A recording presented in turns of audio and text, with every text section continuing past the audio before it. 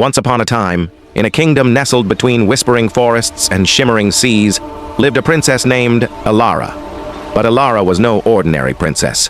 While others learned embroidery and courtly dances, she spent her days in the royal library, her nose buried in dusty old tomes, learning about forgotten magic and ancient beasts.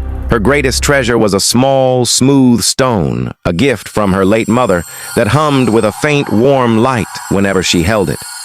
One bleak morning, a shadow fell over the kingdom. A terrible blight, born from a sorrowful dragon's heart, began to wither the land. The crops failed, the rivers ran murky, and a chilling silence replaced the cheerful birdsong. The king, desperate, offered a fortune to any knight brave enough to face the dragon. Many tried, clad in shining armor, but all returned defeated, their spirits as blighted as the land itself. Elara knew that swords and shields were useless against a sorrow born of magic. She approached her father, not with a plea, but with a plan. "Father," she said, her voice steady, "this is a wound of the heart, not of the flesh.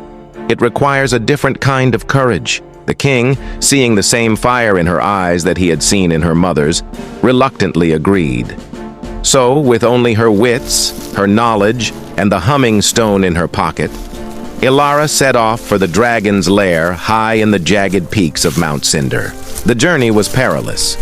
She navigated enchanted woods where the trees tried to lead her astray, and crossed treacherous ravines where the wind howled like a hungry wolf. She used her knowledge of nature to find safe passage, reading the stars for direction and understanding the whispers of the wind. Finally, she reached the cavernous lair. Inside, she found the dragon, a magnificent creature of emerald scales, not breathing fire, but weeping tears that sizzled and scorched the stone floor.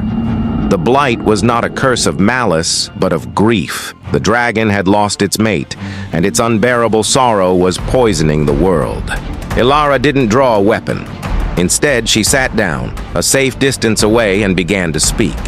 She spoke of her own loss, of the mother she missed every day, of the emptiness that sometimes echoed in her own heart.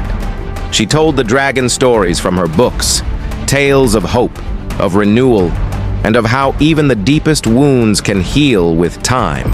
As she spoke, she took out the smooth, humming stone. The faint light pulsed, growing stronger with the empathy in her words. The dragon's weeping softened. It lifted its great head and looked at Elara, not with rage, but with a flicker of understanding in its ancient golden eyes. It saw not a threat, but a kindred spirit.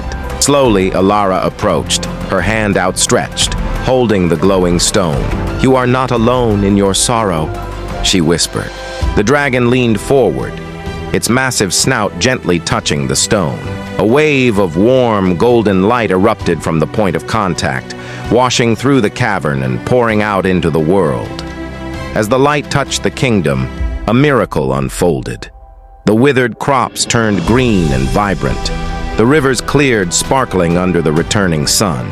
The birds began to sing again, their melodies weaving a tapestry of joy. The dragon's sorrow, soothed by Elara's compassion, had been transformed into a wave of healing. Elara returned not to the sound of trumpets for a slain beast, but to the cheers of a grateful people for a restored land. The dragon, its heart lightened, became the kingdom's guardian, its majestic form a symbol of the power of empathy. Elara became a queen beloved not for her crown, but for her wisdom and her kind heart. She taught her people that the greatest strength is not found in a sword, but in the courage to understand another's pain, and that even the darkest shadows can be dispersed by the light of a single compassionate heart. And her story, the tale of the princess who healed a dragon's grief, was told for generations, a reminder that true magic